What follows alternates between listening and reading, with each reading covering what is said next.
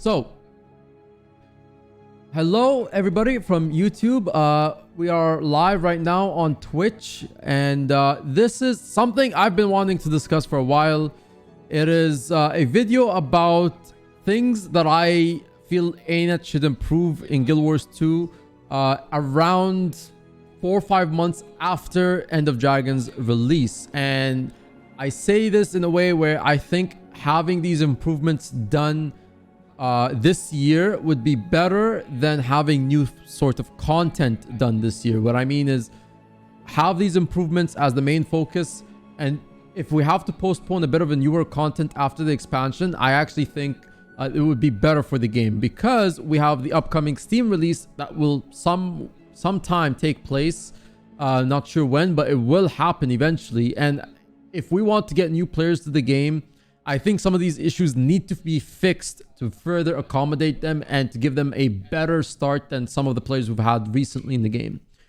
So this is what this video is about. It's fixing some things in the game after End of Dragons, regardless if maybe newer content slowly gets postponed. But I think these are fixes that should happen to further improve the game. So here's my fixes.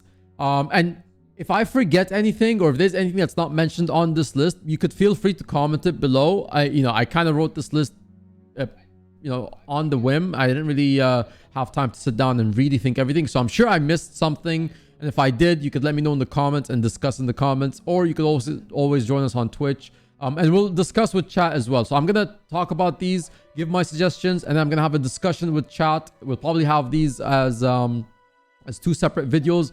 If it's too long, we'll see. But yeah, there'll be a video where I just give my suggestions, and then the video with the discussion with the chat. So there we go. Create a new player tutorial area. I really think while we have a pretty okay tutorial area when you load into the game after you first create your class, it's not too bad. Like, you kind of learn how to dodge, you kind of learn how to do your auto attack, your healing skill. And you kind of fight the bosses, and the bosses are somewhat an idea of what you're going to expect out of, world bosses, because they're kind of like tailored towards looking like a world boss. And you learn some other things, such as like, how to go to an NPC for your storyline. But the tutorial is not enough, in my opinion. I think we need, and whether ANET can fix this in the existing tutorial or if they have to make a new one, I really think a tutorial that could at least explain to you what like boons and conditions are, like buffs or debuffs, and sort of give you an idea. So like you could go through, like, for example, the phase of, here, attack this enemy. This enemy is going to hit you with some conditions, and then it will tell you like, oh, you got this condition, and then just gives you like a light idea of like some conditions that you will expect, and then there will be other conditions. And then showing you like where can you go to check on the other conditions, right? Like, where could you go and like read up upon them, but just sort of introduce you a little bit to that, right? And then you'll have things like, for example, teaching you like what the utility skills could do, right? So like having the way to like have your skills temporarily unlocked for like the tutorial, so you can kind of learn how they are, right? And I don't mean you need all of the skills, maybe just a few skills, so you don't get overwhelmed too much. And then that way it would kind of give you an idea of how these utility skills are used, and then you can figure it out in the open world later. And then I think other things I would like to see in the tutorial are just showing you, I would say just showing you like a couple other things that you would expect in the open world. Just kind of introducing you into like, oh, hey, there'll be map objectives, and this is what these map objectives do. Scouts kind of do that in the open world, but I think, just kind of letting a player understand that, okay, so I have to do these map objectives. They'll give me rewards. Even like a brief, like, small interaction with an NPC is fine. To show them like what exploring a map would look like. And then also just letting them know that like your story takes about every 10 levels, right? I think before it used to be every 3-4 levels. I can't remember, like, since I played as a new player, but it was like every 3-4 levels, and now they've made it more, I guess, consistent, where it's every 10 levels. The game doesn't tell you that, right? And the game doesn't even tell you the fact that like you can't play the entire game through the story. You actually have to go in the open world, and you have the freedom to do whatever you want besides just the story. But It doesn't tell you that until like when you're at level 10, I think. You don't actually know that you're gonna have the story at level 10, level 20, level 30 until you actually figure it out that at level 10 that's how it's gonna go. So you know, it may be just a brief explanation every 10 level. That's something they could just add even into the story journal. So yeah, a tutorial area in general I think needs to be done. I think it doesn't have to be longer than 40 minutes. Like in the entire playthrough of the story tutorial shouldn't take you more than 30 minutes, 40 minutes. The longer it is, I think the less motivating it would be for players. So I think as short as possible, but a good 20 to 30 minute tutorial would help introduce people to the game better, right? And they'd have a better start into the game. So it doesn't have to be too long. Add a class specialization mentor system. This is something they introduced or somewhat referred to in a Kaining stream when they were showing the Kaining map for End of Dragons. And they briefly touched about the mentors, as you'd have mentors who can somewhat are specific to their classes. I don't know if this is more of a story thing because they didn't really actually go into too many details about that. But a mentor system would actually be cool to kind of learn your class through a NPC. And that way it would give you a better foot into the game than if you're struggling with something, the mentor system could teach it to you. So that would be kind of a cool thing. I mean, I don't think it doesn't maybe need to be in the tutorial area. It could be something you would explore in the towns. So it would be part of your open world experience. That would be probably a better way to do it. So yeah, I think that would be a cool idea to bring in. Fix the LFG system. I do think they need to revamp some things in the LFG system. Right now, there are some things that I don't mind. Personally, I don't mind that they are like categorized into some maps because this makes it easier to go to like the place that you want to go, right? And of course, if there are maps that have content in them, they'll have the content in them.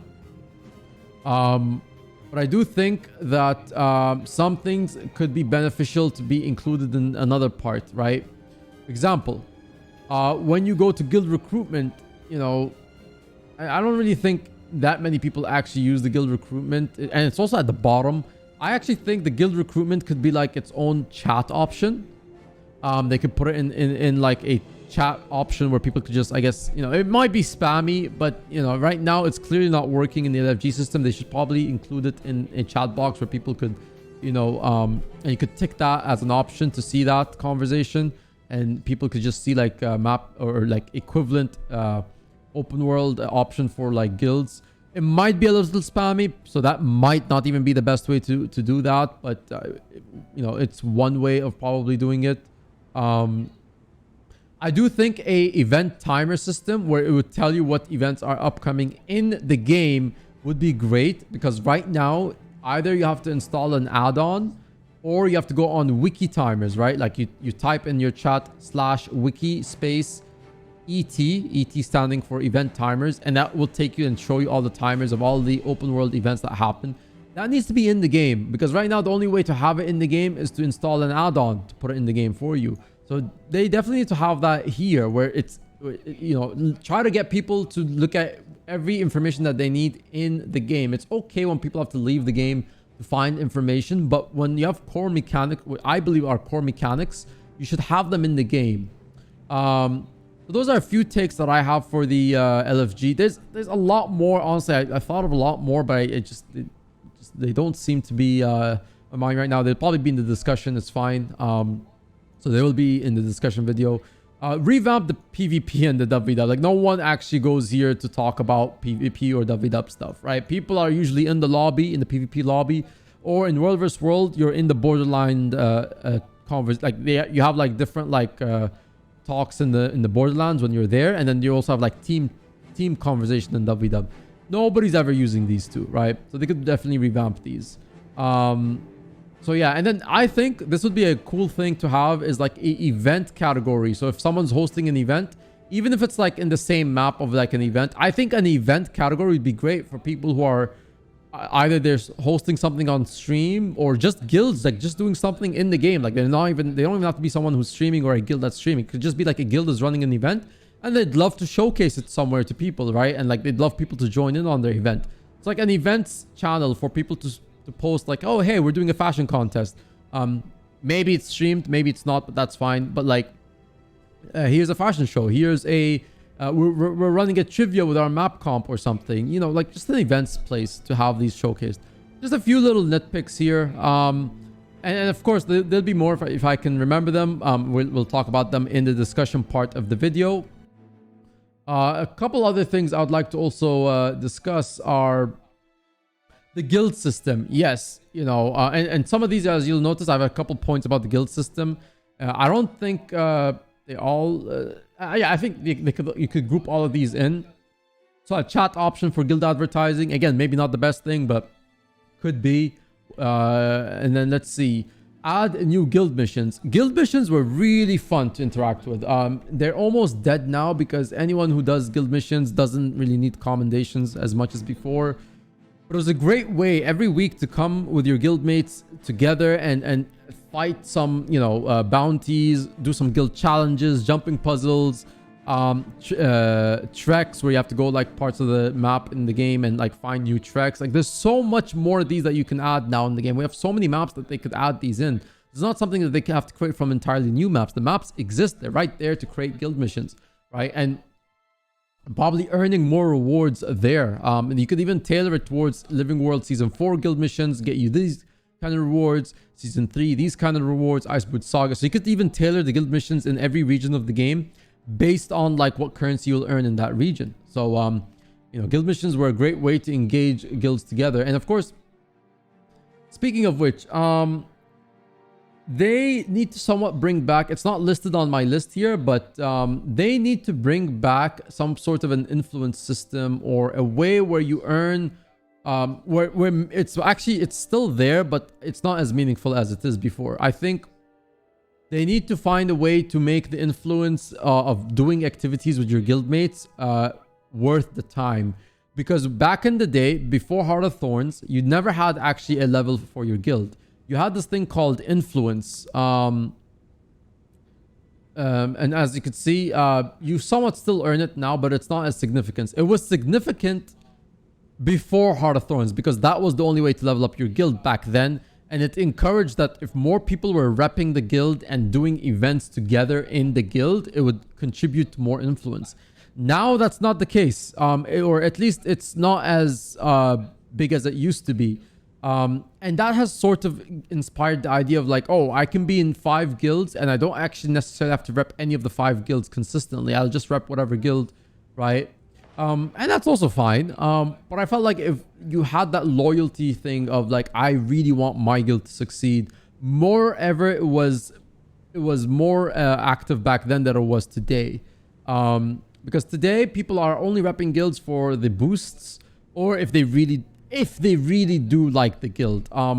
Back then, it wasn't just if they only liked the guild, but they also wanted to find people to play with in their guild. And I think that would be fun. I'm not saying that that's not the case today, but there was more reason to do it before Heart of Thorns because you also were rewarded for playing with your guildmates and running activities together. So that's missing, and I think that could be brought back in some form. It could be like leveling up your guild, or it could be like, the influence. If you hit a cap, maybe there could be some reward unlocks when you do guild missions. Like, find a way to integrate these systems together where it comes together in a circle and you are being, rewarded for the time it will take you to do the guild missions with your guildmates, the time it takes for you to do activities with your guildmates. Maybe the influence builds up to where you are now getting rewarded for the guild missions. Maybe you have like guild missions at levels, right? If you're a guild that is doing these influences every month, it will reward you when you do guild missions, so that it literally resets every month or something. That way people will definitely want to go back and do these activities, right? It's not something that's a one and done thing. It's like a monthly reset system. Create more map event chains to lead to a full boss. So this is not really a improvement to Guild Wars 2. This is already sort of happening. We've seen it on Heart of Thorns. Heart of Thorns have some engaging world bosses. We have Octavine in Auric Basin. We have Tangled Depths, Chag Garant, and we have Dragon Stand. So we've seen it in Heart of Thorns, and this is somewhat also relevant in Silver Ways that kind of introduced these kind of chains, like map events that slowly led to like a main boss in that map.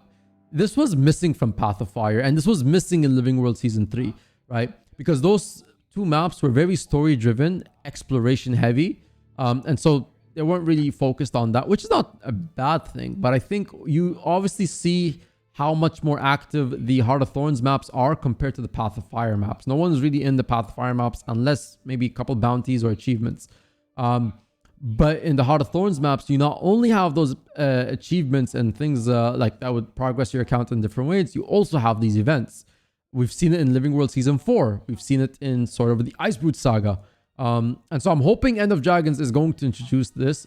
This is more a point for End of Dragons. I'm hoping End of Dragons has more of these events that lead towards like a big boss later, like a big bad in the end of the meta, right? And you can kind of like chain them together. Like you go from this map to this map to this map.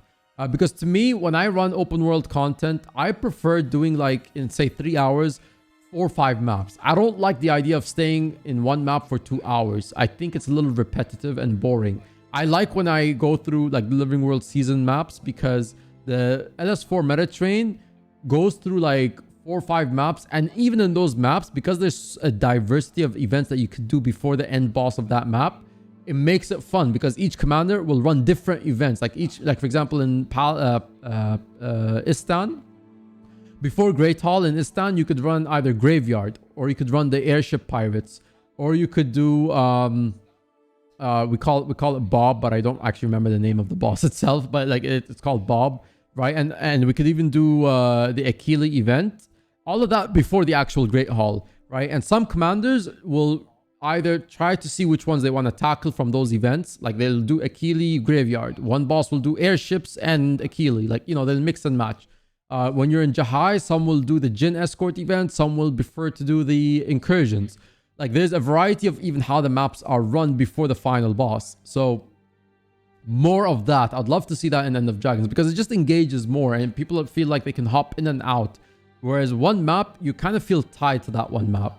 So this is just a nitpick specifically. Like I'd love to see this change. It's not something to fix after End of Dragons because, you know, we've had maps like these and maybe I'm just more of like, I just want to see this in End of Dragons. Fractal, add a Fractal tier, tier 5, and a monthly tier reset with rewards.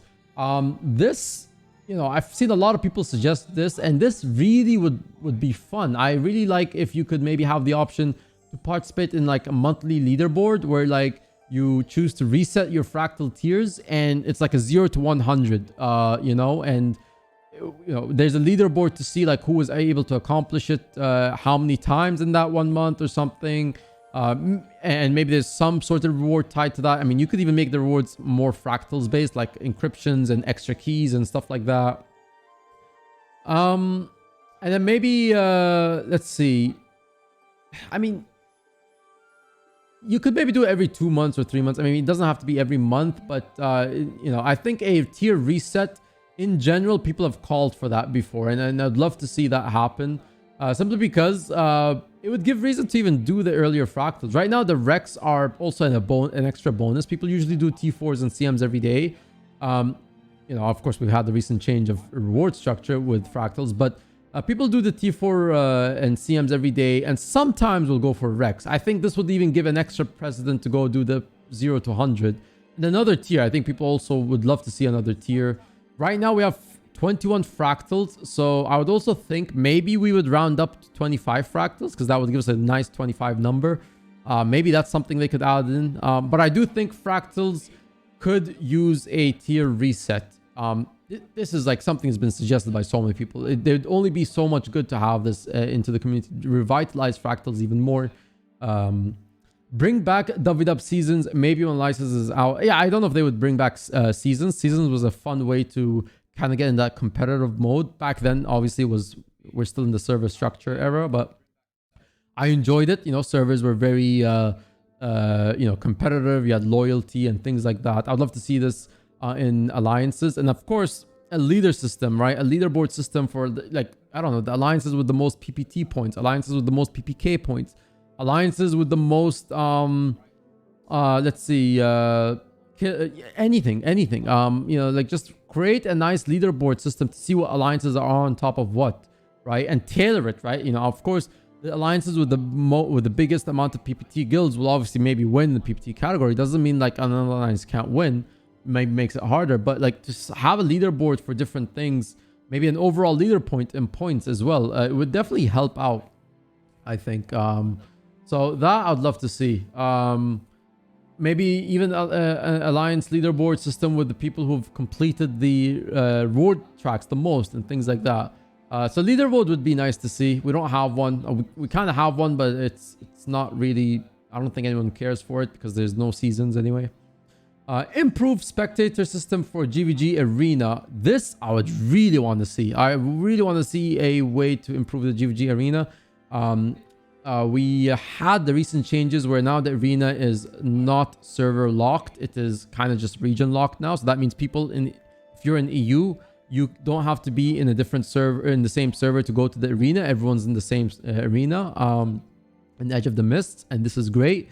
This actually helped a lot when I was running the GVG tournament because it meant I didn't have to pay for all the guilds to transfer. And also, a lot of guilds were also not willing to transfer because they don't want to be locked out of their server. And this really helped. And then also the spectator options were somewhat okay. But they could still be proved upon because it can still somewhat be, in a way right now, manipulated where people can just join and kind of grief the GVG and kind of... It's annoying because, you know, you can't stop people from just griefing. You kind of just have to kill them or try to make sure they don't like actually tag the flag. So, you know, maybe something like a spectator mode like in PvP.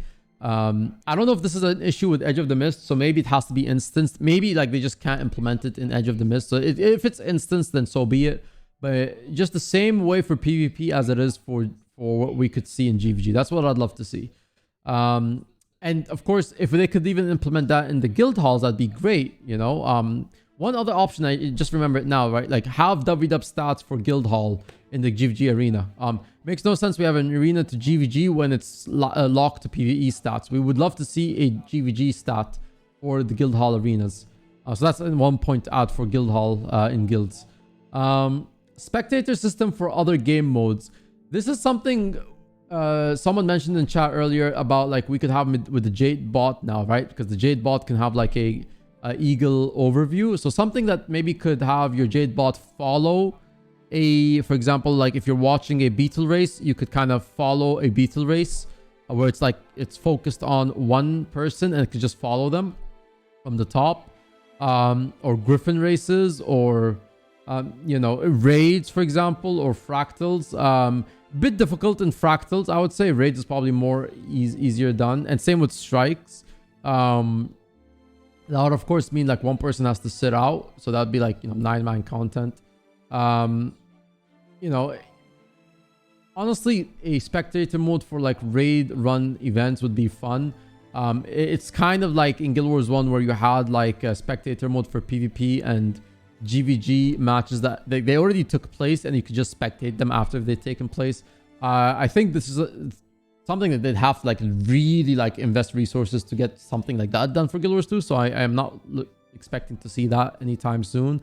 But spectator mode would help people who create live events, right? People who run stuff on Twitch. There's a lot of streamers who run a lot of big events on Twitch, and it would really help being able to have these resources and tools in some way. Maybe they could make that only accessible to partners, and so that would just add a buff up to the partner program. You know, I don't think everyone should have this kind of access. I think that kind of access should be more for partners, and it gives another incentive to be in the partner program. Is that you have some tools that would make life easier. You know, there's of course other improvements. I would love to, you know, even have about, you know, there's some improvements to the partner program. Maybe more on, you know, a communication standpoint, but that's another issue. It's not relevant to what I'm on to talk about here. I think these in general, these are the points that I think we need to improve upon and after End of Dragons. So yeah, all of those, what I talked about. The reason why I say all of these points rather than like let's get another Living World season outside when End of Dragons is finished is because we have a Steam release, right? We have a Steam release that's happening in, you know, maybe this year or next year, And if we have these issues addressed now, this would make things easier for Steam release. People would come into the game and they'd have maybe an easier way to get into the game than some of us did, right? Also, fix the season 1 season, right? That's something I missed. Fix season 1 because it's kind of confusing to play the core story and then jump right into season 2. Right now, the only way to understand what happened in season 1 is a brief dialogue option. Literally here, right? Literally, this is literally season 1 right now in the game. This is not acceptable, right? The only way to actually understand how season 1 happened is like 3-4 missions that we've been offered from Eye of the North, or you have to literally go watch a 3-hour video that someone made a cutscene of every like someone actually took all the cutscenes and put them into a 3-hour video on YouTube. We need to actually have season 1 in the game itself. So that's another point. So yeah, all of these points are for the Steam release. I think it's important. I would love to see another, new content being released in 2022, but I really think this is more important than that. So I'm okay with waiting for content to be delayed if it means fixing what needs to be fixed. So these are my points. This is pretty much that portion of the video. There'll be another video that will be uploaded after this. That will be basically me and now the chat discussing all of these points. So yeah, if you want to tune in, you can always catch us on twitch.tv/Gildemem. Of course, you could let me know your comments here and let me know what you think about these points, or if I missed anything, you can also talk to me about that in the comment section. I'll be answering some of the replies over there. And of course, we'll have another video. Right now, I'm actually about to get into a discussion with the chat. So if you want to catch us on stream, you could do that, or you could catch the next video on YouTube where we'll discuss this with the chat. So that's it. Subscribe, and I'll see you in the next video.